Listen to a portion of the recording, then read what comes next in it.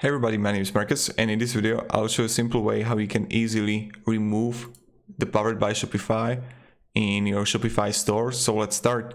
The first thing that you want to do is just click here on Online Store, and when you're going to be in your themes, you want to go on your theme and click Action, and in Action you just want to simply click Edit Languages, and when you're going to be here in Edit Languages, you want to write in search Powered,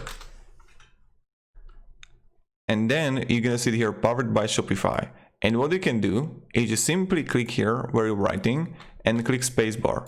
What will happen that when you're gonna save, it will automatically translate the Powered by Shopify to empty space, so you don't need to actually translate anything.